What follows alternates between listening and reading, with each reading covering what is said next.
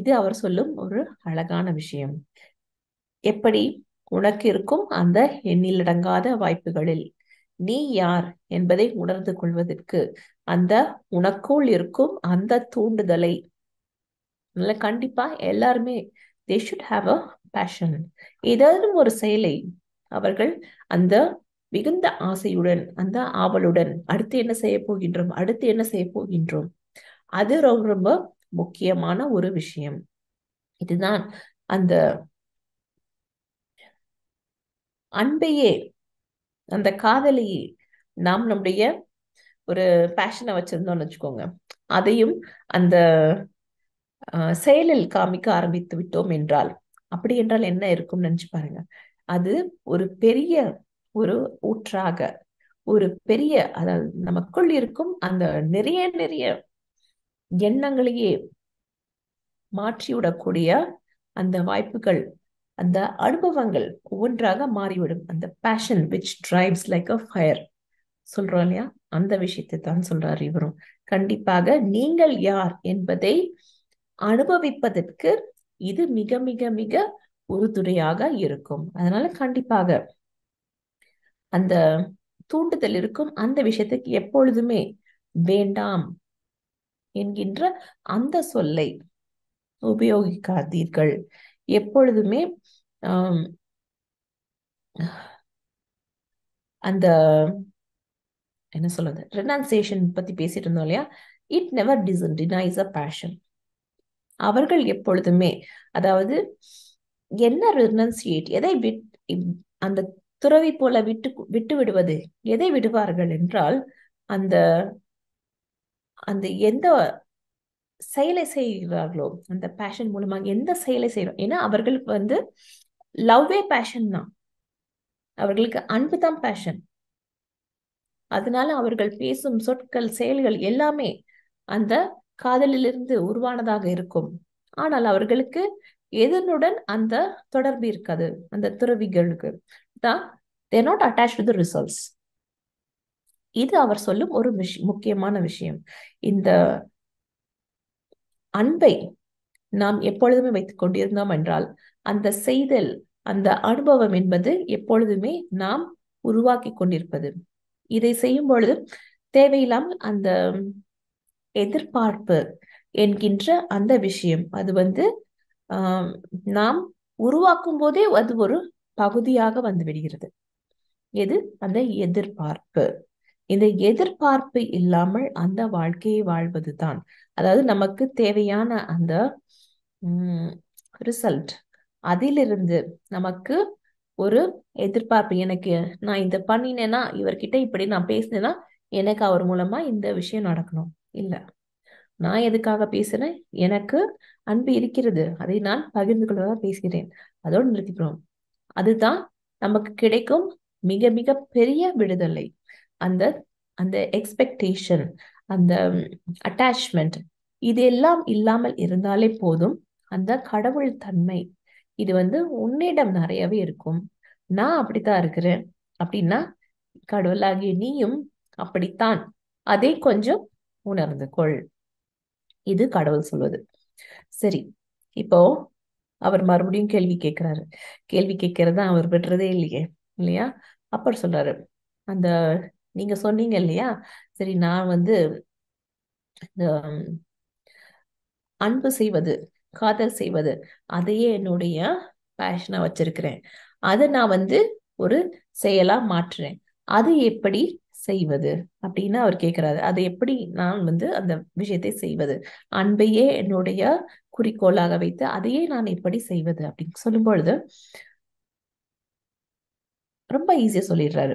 அதாவது பீயிங், இந்த being state, நீ இருப்பது, எதுவும் செய்ய வேணாம், நீ இரு, நீ சும்மா இரு, அதுவே நீ நீ இருப்பதுவே அந்த அன்பாய் இருப்பதற்கான உயர்ந்த ஒரு விஷயமாக இருக்கும். தட் இஸ் பியூரஸ்ட் எசன்ஸ் அப்படிங்கிறார். அதாவது இப்போ இருக்கு, இப்போ இல்லை, நான் தான் எல்லாமே, நான் எதுவுமே இல்லை, எப்பொழுதுமே இருக்கு, எப்பொழுதுமே இல்லை என்கின்ற அந்த நிலை, இதுதான் கடவுளின் நிலை அப்படின்னு சொல்றாரு. புரியுற மாதிரி இருக்குதா? கொஞ்சம் குழப்பமாக இருக்கும். இருக்குது ஆனா இல்ல. எப்பொழுதுமே இருக்கும் ஆனால் எப்பொழுதுமே இருக்காது. இப்போது இருக்கிறது இல்லை. இந்த புனிதம்தான், அதாவது புனிதமாக இருப்பது, இருப்பது ஆனால் இருப்பது போல இல்லை. அன்பு இருக்கிறது ஆனால் அன்பு இருப்பது போல இல்லை. அவர் உண்மையிலே நம்ம அன்பு செய்யறாரா இல்லை வேற எதுவும் விஷயம் செய்யறாரு இல்ல அந்த சொல்லை சொன்னாரா? நமக்கு நிறைய நேரம் அந்த குழப்பம் வருது இல்லையா? அதுதான் பியூர் காட்லினஸ்க்கு எல்லாமே இப்படித்தான் இருக்கும் ஆனால் இல்லை. ஆனால் என்ன செய்ய வேண்டும் என்று சொல்வது, நீ இருக்கும் நிலையில் எப்படி இருக்கின்றாயோ அது அப்படியாகவே இரு அப்படின்றாரு. நீ அந்த இரு அப்படி சொல்றது என்னன்னா, அந்த கடவுள் தன்மை, God is always love, God is love, இந்த விஷயத்தை நம்ம எப்போதுமே கேள்விப்பட்டிருக்கோம் இல்லையா? அந்த கடவுள் தன்மையோடு நீ எப்பொழுதுமே அப்படியே ரொம்ப காம்ப்ளிகேட் பண்ணிக்காத லைஃப அப்படியே சிம்பிளா அப்படியே நீ எப்படி இருக்கின்றாயோ அப்படியே இரு. அதுதான். ஏனென்றால் நீ இந்த அனுபவத்துக்காக வந்திருக்கிறாய். அதனால நீ செய்யும் எந்த ஒரு விஷயமாக இருந்தாலும் அதை செய்து கொண்டே இருக்கிறாய். ஏன் ஏன் அதுதான் உன்னுடைய அந்த உண்மையான அந்த உனக்குள் இருக்கும் அந்த தெய்வீக தன்மை. It is the highest idea, it is the highest divinity. அதை உணர்ந்து கொள்வதற்காகவே தான் இங்கே நீ வந்திருக்கிறாய்.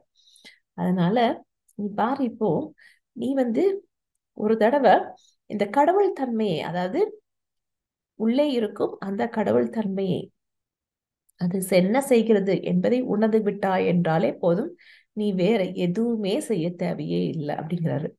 ஆனா நிறைய நேரம் மனிதன் என்ன சொல்றாங்க, என்ன செய்யறாங்கன்னா, நான் சொல்வது இந்த உணர்வுக்கு எனக்கு என்ன அந்த ரிட்டர்ன் ஆன் இன்வெஸ்ட்மெண்ட் சொல்லுவாங்க இல்லையா, நான் இது செய்திருக்கேன்னா எனக்கு என்ன கிடைக்கும், அந்த மாதிரி இருக்கும் பொழுதுதான், அதாவது அன்பில் சரி, அன்பு செய்யும் பொழுது அது நமக்கு என்ன கிடைக்கும், நிறைய நேரம் அந்த கேள்விதான் இருக்கு. நான் அவங்கள லவ் பண்றேன், ஆனா அவங்க என்னை திரும்ப லவ் பண்ணுவாங்களா? நான் இப்ப காசு கொடுத்துருக்கேன், அவங்க எனக்கு திருப்பி தருவாங்களா? இதை போன்ற விஷயம்தான். இது நமக்குள் வரும் பொழுது அது கண்டிப்பாக அந்த பேஷன் இல்லை அப்படிங்கிறாரு. ஏன்னா இது எதிர்பார்ப்பு, இதற்கும் அதற்கும் நிறைய வித்தியாசம் இருக்கிறது, நிறைய வேறுபாடு இருக்குது. இதுதான் மனித குலத்திற்கே அந்த துயர், துக்கம், தேவையில்லாத மன வருத்தம், இது வருவதற்கு காரணம் இந்த ஒரு விஷயம்தான். இது ஒன்றுதான் கடவுளையும் மனிதனையும் தனித்தனியாக்குவது, என்னையும் உன்னையும் கொஞ்சம் தனிமைப்படுத்துவதற்கு இது ஒன்றுதான் காரணம் அப்படின்னு கடவுள் சொல்றாரு. சரி, அடுத்த கேள்வி, நான் சீக்கிரமா போயிடுறேன் அப்படின்னு சொல்றாரு. என்னன்னா, நீங்க சொன்னீங்க இல்லையா, வாட் ரெசிஸ்ட் பர்சிஸ்ட் அப்படின்னு, அப்புறம் வாட் யூ லுக் அட் டிஸப்பியர்ஸ்ன்னு சொன்னீங்க இல்லையா, அப்படின்னா அது நான் எப்படி செய்ய வேண்டும், அதை எப்படி நான் எதுவாக இருந்தாலும் வேண்டாம்னு சொல்லாம என்னால எப்படி அதை ஒத்துக்கொள்ள முடியும்? நிறைய விஷயம் ஒத்துக்கொள்ள முடியாது, எப்படி ஒத்துக்கிறது? அதற்கு அவர் சொல்றாரு, அதாவது நிறைய நேரம் இந்த நீ இருக்கும் அந்த சூழ்நிலையில பார்க்கும் பொழுது எதையும் வேண்டாம் என்று சொல்வது உனக்கு கஷ்டமா தான் இருக்கும் இந்த உலகத்துல. அதாவது ஒரு விஷயத்தை வேண்டாம் என்று சொல்வது என்பது உனக்கு அது வாழ்க்கையில் அந்த வாழ்வு என்கின்ற ஒரு விஷயத்தை கொடுப்பது போல இருக்கும். வேண்டாம் என்று சொல்கின்ற அந்த விஷயத்திற்கு வாழ்வழிப்பது போன்று இருக்கும். அதுதான்.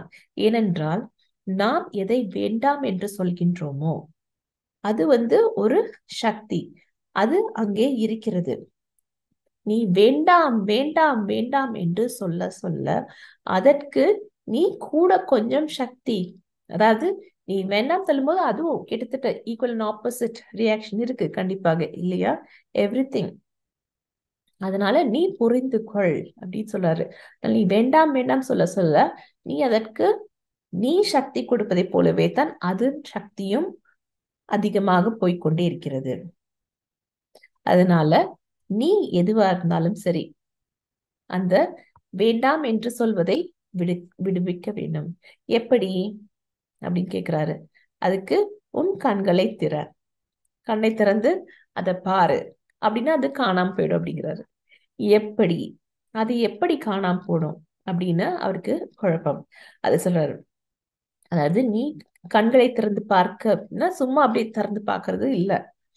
அதை நீ பார்க்கும் பொழுது அந்த மாயை போன்ற அந்த விஷயமானது, அதை உண்மையாக பார்க்கும் பொழுது, சரி உதாரணத்தை எடுத்துட்டோம்னா எனக்கு பயம் இருக்கிறது. அதாவது என்ன பயம்?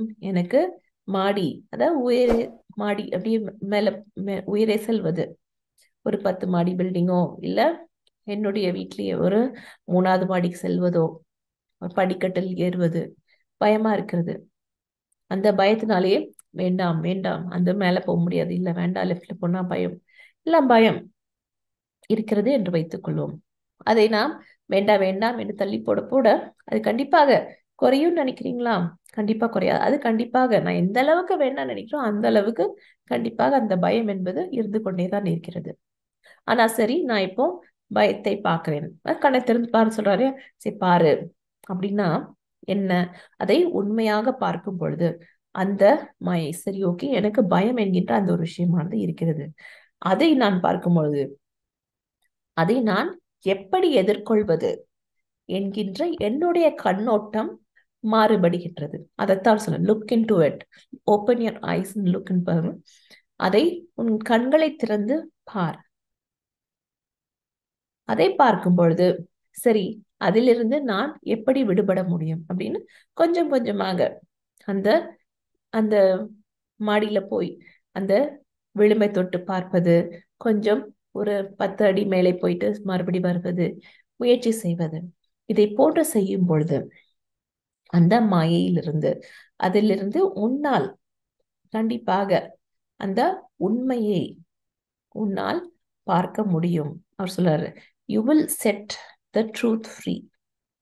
இது அவர் சொல்லும் ஒரு அழகான ஒரு விஷயமாகும். அடுத்து சொல்றாரு, சரி நீங்க சொல்றீங்க, ஆனால் நீங்கள் சொல்லும் அந்த விஷயமானது எனக்கு போக வேண்டாம் என்று நினைத்தேன் என்றால் அப்பொழுது என்ன செய்வது அப்படி சொல்ற. நீ எப்பொழுதுமே அதை வேண்டும் என்றே தான் சொல்கின்றாய். அதுல எதுவுமே இந்த உண்மையில் அந்த மாயை என்கின்ற விஷயத்தை பார்க்கும்போது எந்த ஒரு விஷயத்தையுமே நீ பிடித்து வைத்துக் கொள்ள முடியவே முடியாது. இது உனக்கு ஒரு மாயைதான். அதாவது வாழ்க்கையில எல்லாமே அந்த பிடித்து வைத்துக் கொள்ள, இந்த பிடித்தம் என்று சொல்லணும், அந்த விஷயம் எப்பொழுதுமே உனக்கு இருக்கும் அந்த வாய்ப்புகளில் ஏதோ ஒன்றை நீ அப்படியே சட்டென்று பிடித்துக் கொள்கிறாய். ஆனால் நீ என்ன செய்ய முடியும் என்றால் அதை திரும்பவும் உருவாக்க முடியும். முதலில் இருந்தே அந்த விஷயத்தை, அதாவது ரீக்ரியேட், இது அவர் சொல்லும் ஒரு அழகான ஒரு விஷயமாகும். இது உன்னோட வாழ்க்கையில நீ திரும்ப செய்ய முடியும். எப்படி?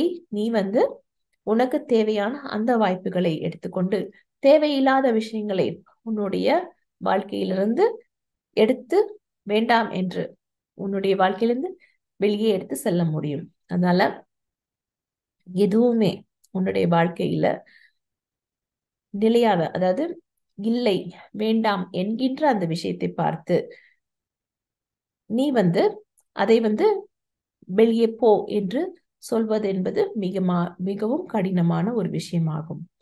நீ அதற்கு தேவையில்லாமல் அந்த வலுவை கொடுத்து கொண்டே இருப்பாய். ஏன்? நான் தான் உனக்கு சொல்லியிருக்கேன்ல முதலியே, உன்னுடைய எண்ணங்கள் எப்பொழுதுமே உருவாக்கும் வல்லமை உடையது. எந்த ஒரு எண்ணமாக இருந்தாலும் சரி, எண்ணங்கள் அழிவதில்லை. இதை நீ எப்பொழுதுமே புரிந்து கொள்ள வேண்டும். அதனால எப்பொழுதுமே எதுக்குமே ஒரு செகண்ட் தாட்ன்னு சொல்லுவோம் இல்லையா ஆங்கிலத்துல, அதை நீ உன்னுடைய வாழ்க்கையில வைத்துக் கொள்ளவே செய்யாதே. அதை பற்றி நினைக்க வேண்டும் என்றால் அதை பற்றி தேவையில்லாத விஷயத்தை கண்டிப்பாக நினைத்து பார்க்காதே. இது அவர் சொல்லும் ஒரு விஷயம். எதுவா இருந்தாலும் சரி, அந்த லுக் இன் டு த ஐஸ்ன்னு சொல்றது போல நேரடியாக அந்த ஒரு விஷயத்தை பற்றுமே மட்டுமே நீ யோசித்து அதிலிருந்து வரும் அந்த அதை உனக்கு தேவையானது போல மாற்றி அதை உனக்கு தேவையான ஒரு விஷயமாக உருவாக்கிக்கொள். அதாவது இருக்கும் வாய்ப்புகள் என்ன இருக்குதோ, எண்ணிலடங்கா வாய்ப்புகள் உனக்கு தேவையான அந்த ஒரு விஷயமாக மாற்றிக்கொள். உன்னுடைய ஆசையை பண்ணு. வாழ்க்கையில வண்ணங்கள் எத்தனையோ இருக்கு, ஆனால் உனக்கு தேவையான வண்ணத்தை வைத்து உனக்கு தேவையான ஒரு படத்தை வரைவதைப் போல உனக்கு தேவையான அந்த விஷயத்தை உருவாக்கிக்கொள். நீ யார்? நீ இங்கே என்ன செய்ய வந்திருக்கிறாய்? அது நீ இங்கே என்ன அனுபவிக்க வந்த? நீ என்ன வண்ணத்தை உன்னுடைய வாழ்க்கையில உபயோகிக்கின்றாய் என்பதை பொறுத்துதான். அதனால எல்லாமே உனக்கு கொடுக்கப்பட்ட அந்த வாய்ப்புகளின் வழியாகத்தான் வருகிறது. அது நீ எப்படி உபயோகப்படுத்துகின்றாய் என்பது மிக மிக ஒரு முக்கியமான விஷயமாகும். அதனால வாழ்க்கையில நீ எங்கேயுமே அப்படியே பறந்து போவதற்காக வரவில்லை. ஆனால் நீ எப்படி இருந்தாயோ, அவர் சொல்றது அந்த கடவுள் தன்மை, நீ எப்படி இருந்தாயோ அப்படியே தான் இருப்பதற்காகத்தான் இங்கே வந்திருக்கின்றாய். அதை கொஞ்சம் புரிந்து கொள். இது சொல்றாரு. அதனால நீ எப்பொழுதுமே முந்தியும் சரி, இப்பொழுதும் சரி, இனிமேலும் சரி, நீ எப்பொழுதுமே அந்த உருவாக்குபவன். அந்த எந்த ஒரு கணமாக இருந்தாலும் சரி. அதனால வாழ்க்கையில உனக்கு எந்த ஒரு கணத்திலும் நீ உருவாக்கி கொண்டே இருக்க போகின்றாய். அதை நீ அனுபவித்துக் கொண்டே இருக்க போகின்றாய். இதை நீ புரிந்து கொள். இது கடவுள் சொல்லும் ஒரு விஷயம். அடுத்து இன்னொரு ஒரு விஷயத்தோட இன்னைக்கு முடித்துக் கொள்ளலாம். அப்போ அவர் கேட்கிறாரு, அப்போ கடவுளே, நம்ம வாழ்க்கையில நிறைய பிரச்சனைகள், நிறைய சஃபரிங் இருக்கிறது இல்லையா? அது நமக்கு இந்த கஷ்டப்பட்டுத்தான் கடவுள் அந்த கடவுளுடைய அந்த பாதையை, கடவுளை சேர வேண்டிய அந்த பாதை என்பது மிகவும் கஷ்டம் மிகுந்ததா? இது அவருடைய கேள்வி. அடுத்த கேள்வி. நிறைய நேரம் அது நிறைய பேர் சொல்ல நம்ம கேட்டிருக்கோம் இல்லையா? கடவுள் போனா ரொம்ப சுலபம் கிடையாது, ரொம்ப கஷ்டம் வரும். கடவுள் உனக்கு கஷ்டத்தை கொடுப்பாரு, நீ தாங்கிக்கணும். நிறைய நேரம் அது நம்ம அந்த பேச்சை கேட்கிறோம் இல்லையா? அதைத்தான் அவரும் கேட்கிறாரு. அப்ப கடவுள் சொல்றாரு, இல்ல, எனக்கு இந்த கஷ்டம் என்கின்ற ஒரு விஷயம் ரொம்பவும் பிடித்தமான ஒரு விஷயம் என்பது கிடையாது. அதாவது அது தேவையில்லாத ஒரு விஷயமாக இருக்கிறது என்ன இந்த அனுபவத்துல. ஆனால் இது தேவையில்லை என்றுதான் சொல்வேனே தவிர ஞானம் மிகுந்த ஒரு செயலானதும் கிடையாது. It's not comfortable one. அதே போல இது உன்னுடைய உடலுக்கும் மிகுந்த தீமையை தரும் ஒரு விஷயமாக இருக்கிறது. அப்போ கேக்குற, அப்ப எதுக்கு இந்த உலகத்துல கஷ்டம் அப்படிங்கறதே இருக்கிறீங்க? நீங்க தானே கடவுளாச்சே, நீங்க அதுக்கு ஏன் ஒரு முற்றுப்புள்ளி வைக்க கூடாது? ஏன் இந்த உலகத்துல இன்னும் நிறைய கஷ்டம் இருந்து கொண்டே இருக்கிறது? அதுல நான் தான் முற்றுப்புள்ளி வச்சுட்டேனே அப்படிங்கிறாரு. எப்படி? நான் தான் உனக்கு நிறைய முற்றுப்புள்ளி வைப்பதற்கான அந்த வாய்ப்புகளை, அந்த விஷயங்களை உனக்கு நிறைய சொல்லியிருக்கிறேன். ஆனா நீ தான் புரிஞ்சுக்க மாட்டேங்கிற. என்ன அப்படின்னு கேட்டா, இந்த உலகத்துல நடக்கக்கூடாத விஷயம், அதாவது இந்த கஷ்டங்கள் என்பது ஏதேனும் ஒரு நிகழ்வு மூலமாக நடந்துவிட்டால் அதற்கு நீ என்னவாக ஒரு ரியாக்ஷன் கொடுக்கிற, ஒரு ரெஸ்பான்ஸ் கொடுக்கிற, அதை பொறுத்து தான் உனக்கு அந்த கஷ்டம் என்பது இருக்கின்றது. அது நடக்குது, ஏதோ ஒரு விஷயம் நடக்குது என்பதால் அது வேறு. உனக்குள் என்ன நடக்குது அது மூலமாக, அது வேற விஷயம். இரண்டுமே வெவ்வேறான விஷயங்கள். நான் உனக்கு நிறைய விஷயங்கள் தரேன். தியானம் ஒரு முக்கியமான விஷயம்.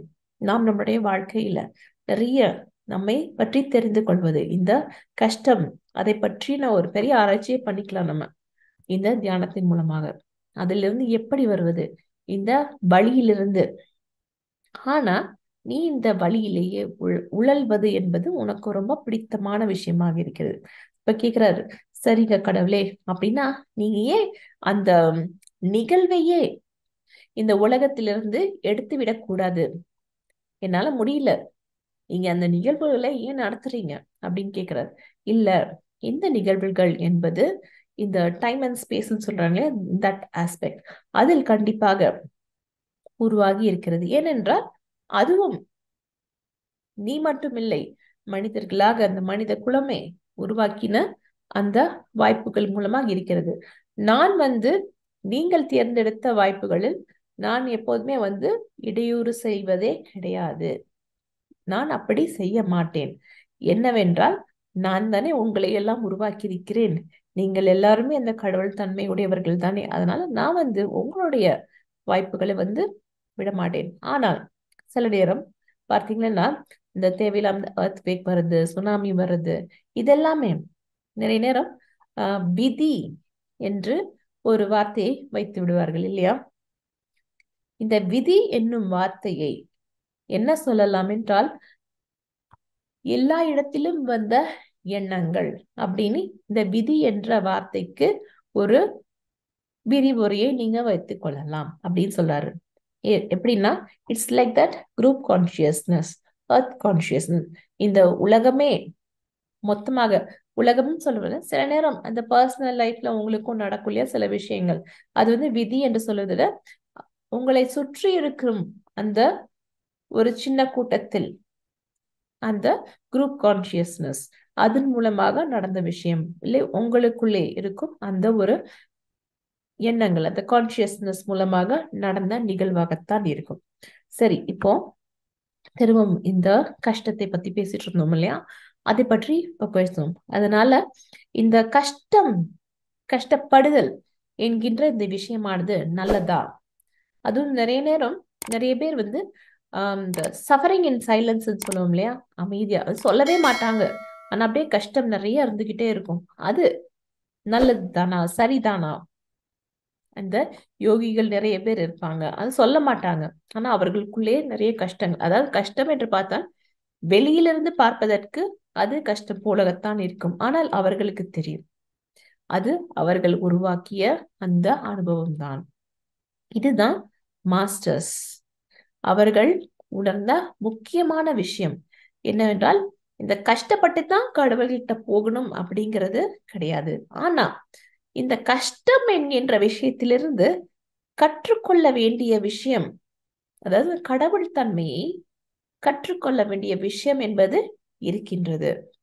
இது அவர்கள் உணர்ந்து கொண்ட ஒரு முக்கியமான ஒரு பாடம்.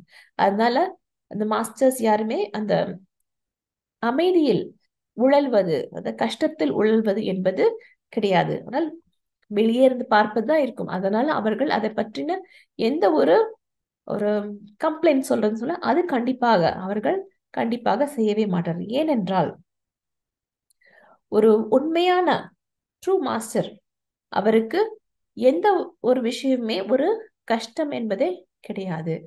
அது அவர் அனுபவிக்கும் ஒரு சூழ்நிலை, அவ்வளவுதான். இது அவர் புரிந்து கொண்ட ஒரு முக்கியமான விஷயம். அதனால அதாவது மாஸ்டர்ஸ் பாத்தீங்கன்னா யாருமே நிறைய நேரம் அவர்களுடைய கஷ்டத்தை பற்றியே சொல்ல மாட்டார்கள். ஏனென்றால் அவர்களுக்கு தெரியும், என்ன தெரியும், அந்த வார்த்தைகளின் மகிமை அது அவர்களுக்கு ரொம்பவே நல்லாவே தெரியும். அதனால நாம் எதற்கு வலு கொடுக்க வேண்டும், அதற்கு அதாவது அவர்களுடைய கஷ்டத்திற்கு வலு கொடுக்க வேண்டாமா என்கின்ற விஷயம் அவர்களுக்கு தெரிந்த ஒரு விஷயம். அதனால அவர்கள் சும்மா அதை அனுபவிப்பார்கள். அதாவது அந்த விஷயத்தை, அந்த கஷ்டத்தை, அது வந்து ஒரு அவர்களுக்கு இருக்கும் வாய்ப்புகளில் ஒன்றுதான் என்பதை அவர்கள் நன்றாகவே உணர்ந்தவர்கள். இதை அவர் சொல்றாரு. அதனால உன்னுடைய வாழ்க்கையில எப்பொழுதுமே உன்னுடைய அனுபவத்தை, உன்னுடைய உண்மையை கண்டுபிடிப்பதற்காக உருவாக்கின இந்த வாழ்க்கையை ஒரு நாள் நீ எப்பொழுதுமே ரொம்ப அந்த துணிவோடு இந்த உலகத்தை நேர்காண்பதற்காக, எதுக்கு இந்த அன்பை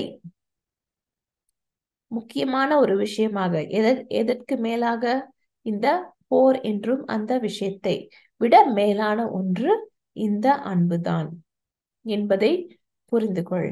மனித குலம் பூராகுமே இதை கண்டிப்பாக முக்கியமாக புரிந்து கொள்வார்கள். அப்பொழுது இந்த வாழ்க்கையில, இந்த உலகத்துல இந்த சஃபரிங், இந்த கஷ்டம் என்கின்ற அந்த ஒரு விஷயமே இல்லாமல் போய்விடும். வாழ்க்கை வாழ்வதற்கே என்கின்ற அந்த உண்மை பூரா மனித குலத்துக்கும் அது புரியும் அப்படின்னு அவர் சொல்றாரு. சரி, இதோட இன்றைக்கு நிறைவு செய்து கொள்ளலாம் என்று நினைக்கின்றேன்.